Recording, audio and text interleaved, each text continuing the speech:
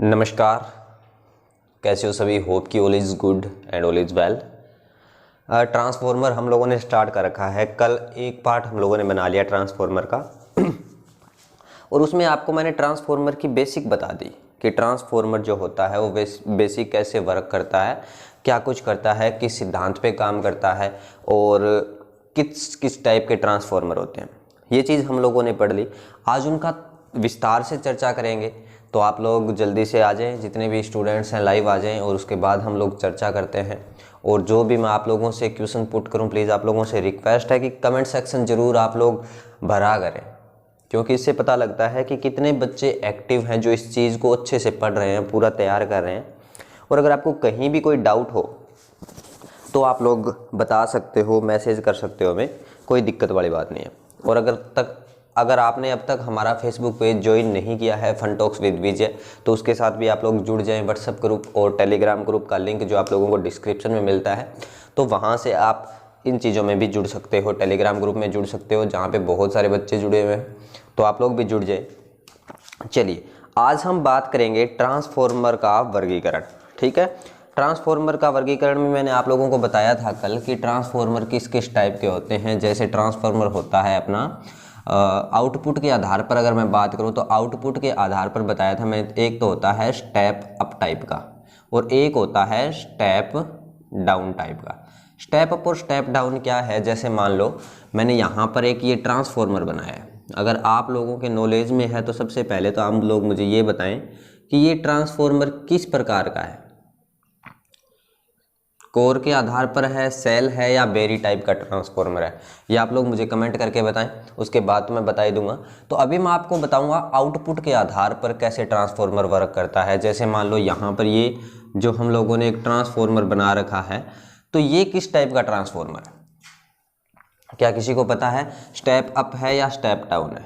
देखो, ये number depend करता है स्टेप अप और स्टेप डाउन की नंबर ऑफ टर्न्स कितनी है। टर्नों के अकॉर्डिंग इसको हम क्या करेंगे, डिफाइन करेंगे कि जिस साइड, जैसे मान लो ये प्राइमरी साइड है, प्राइमरी साइड हम लोग क्या करते हैं, सप्लाई जोड़ते हैं। इस साइड हम लोग क्या करते हैं, सप्लाई जोड़ते हैं। और इस साइड पर हम लोग क्या लेते हैं, लोड जोड़ते हैं। या इस साइड पर हम लोग आउटपुट लेते हैं। तो जिस साइड पर लोड जोड़ा जाता है या जिस साइड से आउटपुट ली जाती है, उस साइड को क्या बोला जाता है, सेकेंडरी साइड बोला जाता है। अगर प्राइमरी साइड में नंबर ऑफ टर्न्स की संख्या ज़्यादा है और यहाँ पर नंबर ऑफ टर्न्स या फेरों की संख्या क्या है, कम है, तो ये क्या होगा, अपना स्टेप डाउन प्रकार का। ठीक है। और अब हम लोगों ने क्या कर दिया, मान लो जो हमें सप्लाई जोड़नी है, प्राइमरी साइड हम लोगों ने किसको बना दिया, इस साइड हमने प्राइमरी साइड बना दिया और इस साइड हम लोगों ने क्या बना दिया, सेकेंडरी साइड बना दिया। ठीक है। तो अब ये किस प्रकार का ट्रांसफॉर्मर बन गया, यहाँ पर क्या है, नंबर ऑफ टर्न्स की संख्या कम है और यहाँ पर नंबर ऑफ टर्न्स की संख्या क्या है, ज़्यादा दे रखी है। तो लोड साइड अगर नंबर ऑफ टर्न्स की संख्या ज़्यादा होगी तो वो क्या होगा, स्टेप अप टाइप का। अब आपको अच्छे से समझ आ गया होगा कि स्टेप अप कौन सा होता है और स्टेप डाउन कौन सा होता है। ये तो होता है आउटपुट के आधार पर, जिसे हम लोग इसी चीज़ से डिफाइन करेंगे कि नंबर ऑफ टर्न्स की संख्या क्या है, किस में नंबर ऑफ टर्न्स कितनी है, किस में नंबर ऑफ टर्न्स ज़्यादा है या कम है। इस हिसाब से हम लोग कर सकते हैं। चलिए, ये तो आ गया। अब नेक्स्ट अब बात करते हैं आपा कोर के अकॉर्डिंग। ठीक है, जैसे हम लोगों ने 3 टाइप के ट्रांसफॉर्मर पढ़े थे, ठीक है, उन पे हम लोग चर्चा करेंगे। कोर के आधार पर कितने प्रकार के ट्रांसफॉर्मर होते हैं, तो नेक्स्ट लिखना है आप लोगों को, कोर के आधार पर ट्रांसफॉर्मर। अब कोर के अकॉर्डिंग ट्रांसफॉर्मर कितने प्रकार के होते हैं? कोर के अकॉर्डिंग हमारे जो ट्रांसफॉर्मर होते हैं वो 3 प्रकार के होते हैं। एक तो कोर टाइप होता है, कोर टाइप, एक होता है अपना सेल टाइप और एक होता है अपना बेरी टाइप। अब इनका यूज कहाँ पर होगा, कैसे ये बने होते हैं, इनके बारे में भी चर्चा करेंगे। और पहले मैं डायग्राम बना देता हूँ और साथ साथ में आप लोगों को मैं डायग्राम दिखाता भी रहूँगा। तो यहाँ पर हम डायग्राम बनाते हैं। पहला ट्रांसफॉर्मर पर चर्चा करते हैं आप कोर टाइप के ट्रांसफॉर्मर पर। अब कोर टाइप का ट्रांसफॉर्मर कौन सा होता है, जो डायग्राम हम लोगों ने बनाया था। जैसे मान लो ये क्या है, इसमें कौन सी पत्तियां यूज करते हैं? ये पत्तियां ना कई प्रकार की होती है। पत्तियां कई प्रकार की कौन कौन सी हो सकती है? जैसे ई प्रकार की हो सकती है, सी प्रकार की हो सकती है, आई प्रकार की हो सकती है, जे प्रकार की हो सकती है, एल प्रकार की हो सकती है। कई प्रकार की पत्तियां लगी होती है। तो ये जो ट्रांसफॉर्मर है अपना कोर टाइप ट्रांसफॉर्मर है, जिसमें इस साइड हम लोगों ने क्या कर दी, जैसे मान लो ये प्राइमरी वाइंडिंग कर दी और ये क्या कर दी हम लोगों ने, सेकेंडरी वाइंडिंग कर दी। एक साइड ये क्या है, प्राइमरी वाइंडिंग है और दूसरी साइड ये क्या है, सेकेंडरी वाइंडिंग है। ये जो हमारा ट्रांसफॉर्मर है ये कोर टाइप ट्रांसफॉर्मर है। और कोर टाइप ट्रांसफॉर्मर का यूज हम लोग कहां पर करते हैं?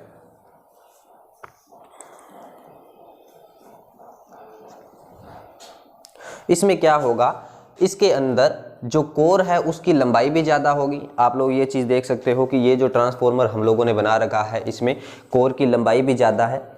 ठीक है, जल्दी से आप लोग कमेंट करके बताएं कि आप लोगों को अच्छे से समझ आ रहा है कि नहीं आ रहा।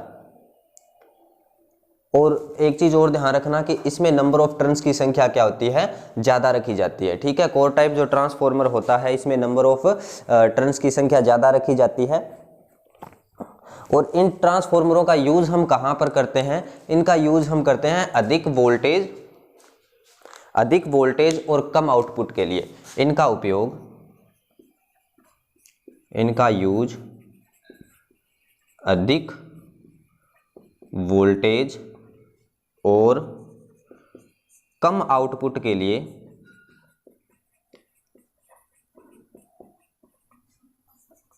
इनका उपयोग किया जाता है, कम आउटपुट के लिए। ठीक है, इतना ही लिख लो, अभी कोई बात नहीं है। तो अधिक इनका यूज़ कहाँ पर करते हैं? जहाँ पर ज़्यादा वोल्टेज की ज़रूरत हो और कम जहाँ पर ज़्यादा वोल्टेज हो और आउटपुट हमें क्या चाहिए, कम चाहिए, तो वहाँ पर हम किसका यूज़ करते हैं? कोर टाइप के ट्रांसफॉर्मर का यूज़ करते हैं। अब नेक्स्ट बात करते हैं कि ये जो ट्रांसफॉर्मर होता है जिसमें अधिकतर वाइंडिंग क्या होती है, बाहर की तरफ ही दिखाई देती है। बाहर की तरफ जब वाइंडिंग दिखाई देती है तो इनका जो मरम्मत करने का काम है, ठीक है, इनकी मरम्मत आसानी से की जा सकती है, आसानी से कर सकते हैं। क्यों कर सकते हैं भाई? क्योंकि इनके क्या होता है कि बाहर की तरफ ही ये क्या है, वाइंडिंग हमें दिखाई देती है। जैसे मान लो जलने का एक ही तो चीज़ होती है कि भाई वाइंडिंग जल गई। जब मान लो वाइंडिंग जल जाती है बाहर की तरफ है तो जिस साइड की वाइंडिंग जली है उस साइड को अपन क्या कर सकते हैं, आराम से कर सकते हैं। अगर मान लो मरम्मत करने का काम की बात करें तो ये जो ट्रांसफॉर्मर होते हैं सेल और बेरी टाइप के, इनकी थोड़ी सी प्रॉब्लम होती है। इनको कैसे करते हैं वो भी मैं आप लोगों को बताऊंगा। अभी आप लोगों को जितनी चीज़ मैंने बताई है समझ आ गई? चलिए नेक्स्ट तुलना करते हैं हम सेल टाइप ट्रांसफॉर्मर की। ठीक है, कोर टाइप ट्रांसफॉर्मर हम लोगों ने पढ़ लिया, सेल टाइप ट्रांसफॉर्मर की चर्चा करते हैं। तो ये क्या होते हैं, ई और आई प्रकार की जो पत्तियां होती है इनसे मिलके बने होते हैं। किस हिसाब से बनेंगे? जैसे मान लो ये ट्रांसफॉर्मर इस हिसाब से मिलके बने होते हैं।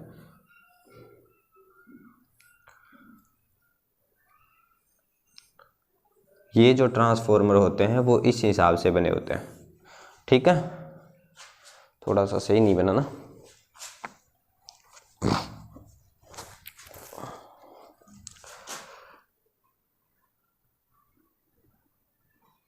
अभी हाँ इसी हिसाब से होता है। ठीक है बिल्कुल। और इनके बीच में क्या हो जाती है, यहाँ पर हम लोग क्या कर देते हैं, वाइंडिंग कर दी। जैसे मान लो ये एक प्राइमरी वाइंडिंग और सेकेंडरी वाइंडिंग दोनों कर दी, और ये दूसरी कोयल है जिसके ऊपर हम लोगों ने एक वाइंडिंग कर दी। तो ये वाइंडिंग कौन सी होगी, सेकेंडरी वाइंडिंग। ठीक है, तो इस प्रकार के ट्रांसफॉर्मर को क्या बोला जाता है, सेल टाइप का ट्रांसफॉर्मर। इनकी मरम्मत थोड़ी सी क्या होती है, ज़्यादा होती है। ठीक है, मुश्किल से थोड़ी सी मरम्मत कर सकते हैं हम। ठीक है, और ये यूज कहाँ पर कर सकते हैं, कम वोल्टेज और अधिक आउटपुट का जहाँ पर काम होता है वहाँ पर इनका यूज करते हैं। और ये ट्रांसफॉर्मर सिर्फ दोनों टाइप के हो सकते हैं, स्टेप अप भी हो सकता है और स्टेप डाउन भी हो सकता है। ये ट्रांसफॉर्मर दोनों प्रकार के हो सकते हैं, स्टेप अप और स्टेप डाउन प्रकार के। ठीक है, याद रखना इस चीज़ को कि ये ट्रांसफॉर्मर स्टेप अप और स्टेप डाउन प्रकार के हो सकते हैं। और इनका यूज कहाँ पर करते हैं भाई, इनका यूज करते हैं कम वोल्टेज, इनका यूज कम वोल्टेज और अधिक आउटपुट के लिए करते हैं। ठीक है, जहां पर हमें कम वोल्टेज और ज़्यादा आउटपुट चाहिए वहां पर हम इस प्रकार के ट्रांसफॉर्मर का यूज़ करते हैं। ठीक है, और इसमें कोर की जो औसत लंबाई होती है वो क्या होती है भी, कम होती है। और वाइंडिंग कैसे की जाती है, जैसे मान लो यहाँ पर वाइंडिंग करनी है आपने प्राइमरी और सेकेंडरी की, और इस चीज़ पे करनी है, तो पहले हम लोगों ने क्या कर ली, प्राइमरी वाइंडिंग कर ली और उसके ऊपर लेमिनेट कर दिया उस चीज़ को, और उसी के ऊपर हम लोगों ने क्या कर दी, सेकेंडरी वाइंडिंग। तो बीच में एक ही चीज़ होती है जहाँ पर क्या कर सकते हैं आप प्राइमरी और सेकेंडरी वाइंडिंग कर सकते हैं। और इसके अंदर चुंबकीय रास्ते क्या होते हैं, दो होते हैं। इसके अंदर चुंबकीय रास्ते दो होते हैं, और कोर टाइप जो हम लोगों ने पढ़ा है उसमें मैग्नेटिक फील्ड के जो पाथ होते हैं वो एक होते हैं। ठीक है जी, बिल्कुल। और इसमें एक चीज़ तो आप लोगों ने देख ली होगी कि पूरी की पूरी जो वाइंडिंग होती है ये अंदर की तरफ होती है। जब अंदर की तरफ ये वाइंडिंग होती है तो इसमें मुश्किल होता है इसको करना। ठीक है, जब ये वाइंडिंग अंदर की तरफ होती है तो उसकी थोड़ी सी मरम्मत करना क्या होता है भाई, मुश्किल होता है। चलिए, अभी इसमें आपकी कोई डाउट है तो बताओ। अभी मरम्मत की अगर बात करें देखभाल की, ठीक है, तो मरम्मत करना तो बिल्कुल इनका कठिन होता है और उनका क्या होता है, बिल्कुल सिंपल होता है। ये चीज़ आप लोग याद रखना, कई बार क्वेश्चन में यही पूछा जाता है कि कौन सा ट्रांसफॉर्मर होता है जिसकी मरम्मत कठिन होती है और कौन सा ट्रांसफॉर्मर होता है जिसकी मरम्मत अपन आसानी से कर सकते हैं। चलिए नेक्स्ट बात करते हैं बैरी टाइप के ट्रांसफॉर्मर के बारे में। बैरी टाइप के ट्रांसफॉर्मर के बारे में 3 नंबर ट्रांसफॉर्मर आता है। इसका डायग्राम थोड़ा सा मुश्किल है, तो आज इसका डायग्राम मैं नहीं बनाऊंगा, आप लोगों को सिर्फ डायग्राम में दिखा दूंगा कि किस प्रकार से इसका डायग्राम बना हुआ है। ठीक है, और इस पे मैं थोड़ा सा आपको जो इम्पोर्टेंट चीज़ बनती है वो समझा देता हूँ। अब इसके अंदर जो हम लोगों ने कोर यूज़ करी है, ठीक है, लिखो 3 नंबर पढ़ रहे हैं बैरी। इसमें एक विशेष बैरी प्रकार की कोर का उपयोग किया जाता है। इसमें एक विशेष प्रकार की बैरी प्रकार की कोर का हम लोग क्या करते हैं, यूज करते हैं। और इसमें क्या होता है, चुंबकीय बल रेखाएं भी क्या कर सकती है, ज़्यादा मूव कर सकती है, क्योंकि इसकी जो शेप होती है, जो पत्तियां लगी होती है, वो इसी अकॉर्डिंग बनी होती है कि वो ज़्यादा से वर्क करे अच्छे से। ठीक है, चुंबकीय क्षेत्र इसमें क्या बनेगा, ज़्यादा बनेगा। और इसके अंदर क्या करते हैं, प्राइमरी वाइंडिंग की जाती है। और जिस प्रकार से हम लोगों ने सेल टाइप में करी थी कि प्राइमरी वाइंडिंग कर दी, प्राइमरी वाइंडिंग के ऊपर ही हम लोगों ने सेकेंडरी वाइंडिंग कर दी, वैसे ही वाइंडिंग क्या होती है इसके अंदर की जाती है भाई। ठीक है, और कोर के अंदर चुंबकीय जो बल रेखाएं होती है उनके रास्ते अनेक होते हैं। ठीक है, और चुंबकीय फ्लक्स लीकेज भी क्या होगा कि ज़्यादा रास्ते होंगे, तो इनके अंदर क्या होता है, इनमें चुंबकीय लीकेज फ्लक्स का मान भी कम होता है। ठीक है, चुंबकीय लीकेज फ्लक्स का मान भी क्या होगा, इसके अंदर कम होगा। आई होप कि आप लोगों को समझ आ गई होगी। और ये जो ट्रांसफॉर्मर होते हैं, ठीक है, अधिक शक्ति क्षमता वाले बनाए जा सकते हैं। इनको क्या कर सकते हैं, ये ट्रांसफॉर्मर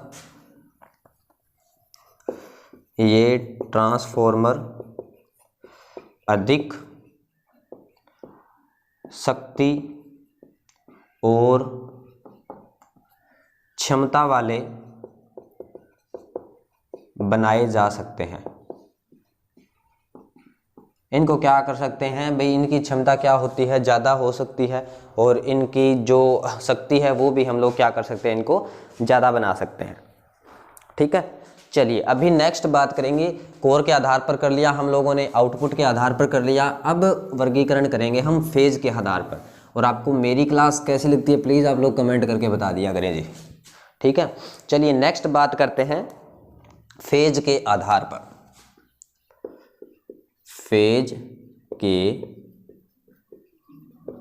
आधार पर, फेज के आधार पर 2 प्रकार के हो सकते हैं। एक तो हो सकता है भाई सिंगल फेज, और एक हो सकता है 3 फेज। ठीक है, ये सारी चीज़ें आप लोगों ने तो पढ़ी होगी कि सिंगल फेज क्या होता है, थ्री फेज क्या होता है। सिंगल फेज वाले जो ट्रांसफॉर्मर होते हैं वो किस प्रकार के बनाए जाते हैं। सिंगल फेज वाले जो ट्रांसफॉर्मर होते हैं वो बनाए जाते हैं अपने कोर के अकॉर्डिंग, ठीक है, कोर के आधार पर बनाए जाते हैं। और ये बनाए किस हिसाब से जाते हैं कि 250 वोल्ट क्या हो इसकी आउटपुट हो, इस क्षमता के आधार पर बनाए जाते हैं। और थ्री फेज जो ट्रांसफॉर्मर होते हैं, ठीक है, वो क्या किस प्रकार के बनाए जाते हैं, सेल टाइप के, ठीक है, जिनके अंदर वाइंडिंग की जाती है अलग अलग। जैसे मान लो इस टाइप से बना दिया हम लोगों ने एक ट्रांसफॉर्मर, ठीक है। तो अभी अपन ने क्या करना है, इसके अंदर वाइंडिंग करनी है, तो इस हिसाब से बनाएंगे इसको। अभी हम बात करें थ्री फेज की, तो एक वाइंडिंग यहाँ पर एक फेज की कर दी, दूसरे फेज की यहाँ से करके बाहर निकाल दिए तार, और तीसरे फेज की यहाँ पर कर दी। तो ये क्या बन गया अपना थ्री फेज ट्रांसफॉर्मर बन गया। और वहीं पर अगर सिंगल फेज की बात करें तो सिंगल फेज ट्रांसफॉर्मर जैसे अपन ने बनाना है इस हिसाब से, तो इस हिसाब से अपन क्या कर सकते हैं, सिंगल फेज ट्रांसफॉर्मर बना सकते हैं। आउटपुट और उसकी देख सकते हैं कि भाई लोड वगैरह क्या है, उसके अकॉर्डिंग आप बना सकते हैं, ठीक है। अब जो थ्री फेज ट्रांसफॉर्मर होते हैं इनको क्या बोला जाता है, डिस्ट्रीब्यूशन ट्रांसफॉर्मर भी बोला जाता है थ्री फेज ट्रांसफॉर्मर को। हाँ जी, बिल्कुल कमेंट करते रहिए आप लोग साथ साथ में।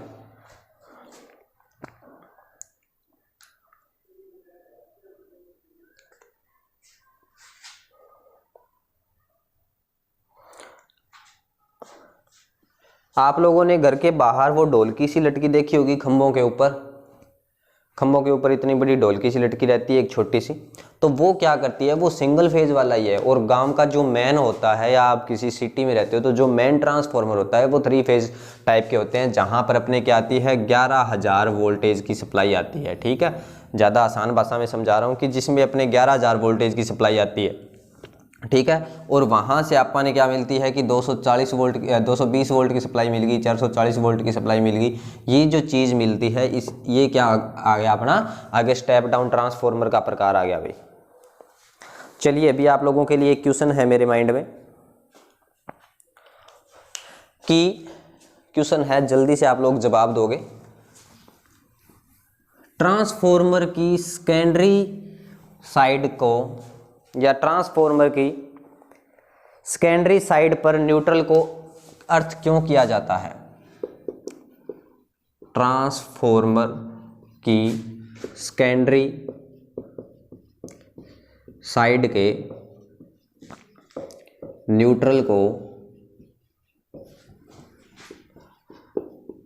अर्थ क्यों किया जाता है, ठीक है। जल्दी से आप लोग बताओ कि क्यों किया जाता है ट्रांसफॉर्मर की सेकेंडरी साइड के न्यूट्रल को अर्थ।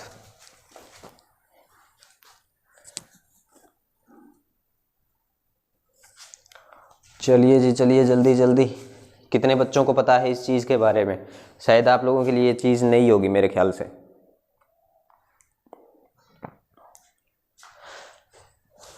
चलिए मैं बताता हूं। तो एक तो काम होता है किसी भी जगह पर फेज टेस्ट करने के लिए। देखो, एक तो होता है किसी भी स्थान पर फेज टेस्ट करने के लिए, ठीक है। किसी भी जगह पर आप क्या कर सकते हैं, फेज टेस्ट कर सकते हैं। दूसरा है मशीनों के बचाव के लिए, और तीसरा है लोड बैलेंस करने के लिए। दूसरा आता है मशीनों के बचाव के लिए, और तीसरा आता है लोड बैलेंस के लिए, लोड को बैलेंस करने के लिए।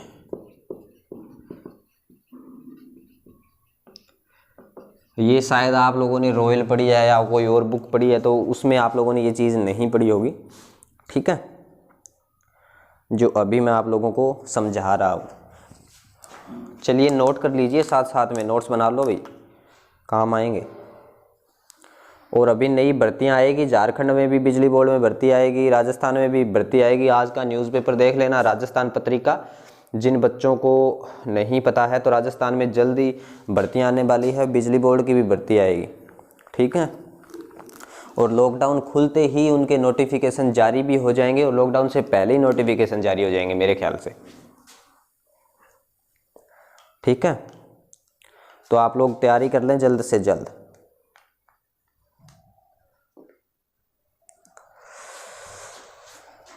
चलिए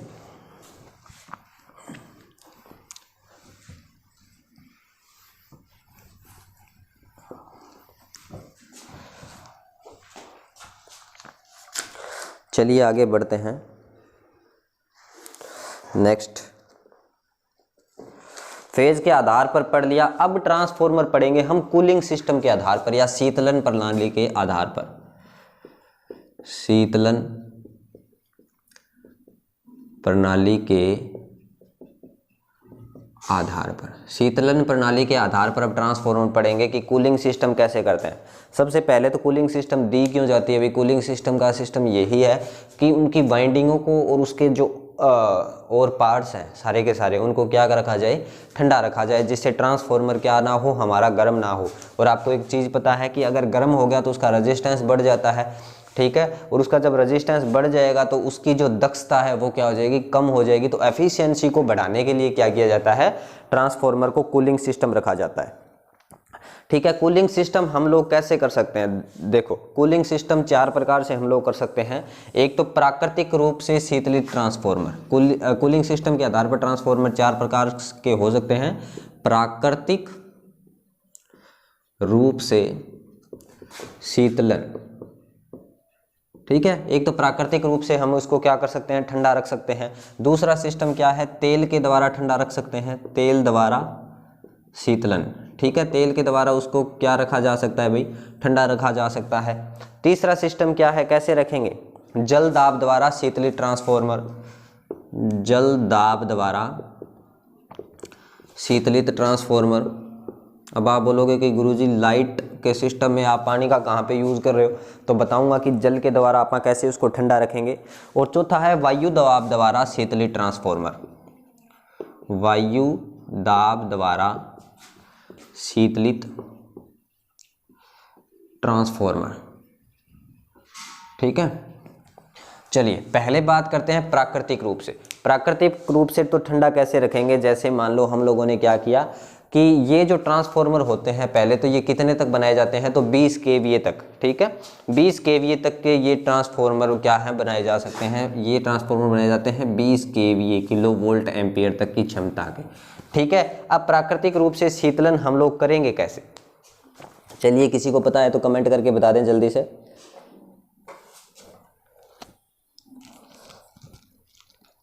इसमें क्या होगा कि कोर की लंबाई क्या होती है? ज़्यादा रखी जाती है, और जो नेचुरल अपनी हवा है उसके थ्रू क्या किया जाता है? कोर को ठंडा रखने का प्रयास किया जाता है, ठीक है। अगर मान लो उनका क्षेत्रफल बढ़ा देंगे कोर का, ठीक है, तो उसका क्या हो जाएगा कि उष्मा भी है उसकी वो फैल जाएगी, ठीक है। और जब अगर मान लो किसी बंद जगह पे है तो किसी बंद जगह पे क्या होती है? गर्मी ज़्यादा होती है। अगर वही जगह अगर मान लो खुली हो तो वहाँ पर गर्मी क्या होती है? कुछ कम होती है। तो इस हिसाब से क्या होता है? इन ट्रांसफॉर्मरों को कैसे रखा जाता है? नेचुरल रूप से ही अपन क्या रखते हैं भाई? शीतलन रखते हैं, ठीक है। चलिए अब नेक्स्ट बात करते हैं तेल द्वारा शीतलन। तेल द्वारा शीतलन कैसे करेंगे? ट्रांसफॉर्मर का जो टैंक बना होता है, ठीक है। जैसे मान लो ये क्या हो गया? ट्रांसफॉर्मर का टैंक बना हुआ है, इसके अंदर क्या भर दिया हम लोगों ने? ऑयल, और एक इस साइड वाइंडिंग कर दी, एक इस साइड वाइंडिंग कर दी। अब तेल काम क्या करता है? एक तो वाइंडिंग को ठंडा रखने का काम करेगा, इसके अलावा दूसरा इसका काम क्या होगा? दूसरा काम होगा कि ये इंसुलेशन भी प्रोवाइड करवाएगा वाइंडिंग को, ठीक है। इंसुलेशन भी वाइंडिंग को प्रोवाइड करवाएगा। अब एक क्वेश्चन आता है कि दोनों वाइंडिंगों के बीच प्रतिरोध कितना होता है? तो भाई दोनों वाइंडिंगों के बीच प्रतिरोध इनफाइनाइट होता है या अनंत होता है, याद रखना। इसमें क्या होगा कि तेल द्वारा जो अपन शीतलन कर रहे हैं इसके अंदर दोनों वाइंडिंग जो होती है वो क्या होती है? तेल में डूबी रहती है, ठीक है। और वो क्या करेगी? वाइंडिंग को ठंडा करती रहेगी। और ये पूरा का पूरा आप ट्रांसफॉर्मर का जो डायग्राम आप लोगों को दिखाऊंगा उसमें आप लोगों को समझ आ जाएगा। उसके पार्ट्स की भी हम लोग चर्चा करेंगे तो वहाँ पे समझ आ जाएगा। एक बार उसको थोड़ा सा आप ओवरव्यू ले लें बस। नेक्स्ट है जल द्वारा शीतलित ट्रांसफॉर्मर।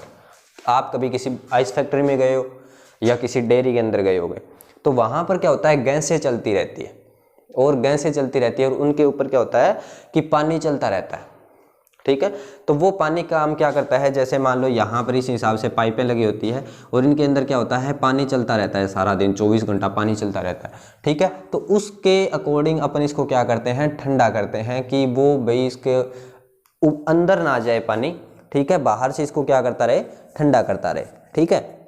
तो वो क्या करेगा, जल दाब के द्वारा करेगा। इसमें क्या होता है कि मान लो एक साइड से अपन क्या करते हैं, पानी डालते हैं, जैसे यहाँ से मैंने क्या कर दिया, पानी डाल दिया, ठीक है। तो ये पानी क्या करेगा, इसके अंदर की गर्मी लेके लेके लेके यहाँ से गर्म पानी बाहर निकल जाएगा, ठीक है। यहाँ से हम लोगों ने क्या पानी डाला है, ठंडा पानी डाल रहे हैं, और ये क्या हो रहा है कि इधर से निकलता निकलता गर्म पानी, यानी कि तेल की जो गर्मी है उसको क्या करेगा, अपने साथ लेके चला जाएगा। इस हिसाब से ये क्या करेगा, वर्क करेगा। नेक्स्ट है वायु दाब द्वारा शीतलित ट्रांसफॉर्मर। नेक्स्ट बात करते हैं एयर प्रेशर कूल्ड ट्रांसफॉर्मर। अब आप लोगों ने देखा होगा कि जैसे मान लो ये ट्रांसफॉर्मर बना दिया, तो यहाँ पर क्या होते हैं, पंखे लगे होते हैं ट्रांसफॉर्मर के, ठीक है। तो यहाँ पर पंखे लगे होते हैं। तो ये पंखे क्या काम करते हैं कि बाहर की जो हवा है वो अंदर क्या करेंगे, वाइंडिंग तक अंदर हवा देंगे ये, ठीक है। ये क्या करते हैं, अंदर हवा देते हैं वाइंडिंग के ऊपर, जिससे वाइंडिंग क्या रहे भाई, इसकी ठंडी रहे। तो इसके अकॉर्डिंग ये क्या होते हैं, चार प्रकार के ट्रांसफॉर्मर होते हैं। प्राकृतिक रूप से शीतलित ट्रांसफॉर्मर, तेल द्वारा शीतलन मिलता है, जल दाब द्वारा शीतलन मिलता है। ये तो वही है पाइपों वाला सिस्टम। आप लोगों ने डेयरी वगैरह में अगर कभी गए हो आप लोग तो देखा होगा, बड़े प्लांट्स होते हैं ना, वहाँ पर ये चीज़ लगी होती है। नेक्स्ट है वायु दाब द्वारा। तो वायु दाब द्वारा हम क्या करेंगे, किसी पंखे या ब्लोअर के थ्रू उसको क्या करेंगे, अपन ठंडा रखने की कोशिश करेंगे उसकी वाइंडिंग को। होप कि आप लोगों को समझ आ गया होगा। कल अपन इंस्ट्रूमेंटल ट्रांसफॉर्मर के बारे में चर्चा करेंगे। इंस्ट्रूमेंटल ट्रांसफॉर्मर कौन से होते हैं और कितने प्रकार के होते हैं, इन पे काफ़ी क्वेश्चंस पूछे जाते हैं इंस्ट्रूमेंटल ट्रांसफॉर्मर के ऊपर, कि भाई इंस्ट्रूमेंटल ट्रांसफॉर्मर होते कौन कौन से हैं, क्या काम करते हैं। और आप लोग भी कमेंट करके बता सकते हो कि कौन कौन से ट्रांसफॉर्मर जो होते हैं वो इंस्ट्रूमेंटल ट्रांसफॉर्मर होते हैं, ठीक है। और अगर आपको कोई डाउट हो, आपको कुछ चीज़ ना समझ आए, तो आप लोग हमारे ग्रुप के साथ जुड़ सकते हो। वहाँ पर आप लोग डिस्कस कर सकते हो कि किस हिसाब से क्या कुछ होगा। बस फालतू की चर्चा आप लोग ग्रुप में मत करें, वरना उसको प्राइवेट कर दिया जाता है। और अगर आप काम की कोई बात करते हो तो आप लोगों का मोस्ट वेलकम है। जय हिंद, जय भारत। मिलते हैं कल की क्लास में। कोई भी डाउट हो तो प्लीज़ आप लोग कमेंट कर देना। इंपॉर्टेंट पार्ट है, ज़रूर इस पर चर्चा करेंगे। और पेज ज़रूर लाइक करें आप लोग, ठीक है, वहाँ पर जुड़ जाएँ। धन्यवाद सभी का। जय हिंद।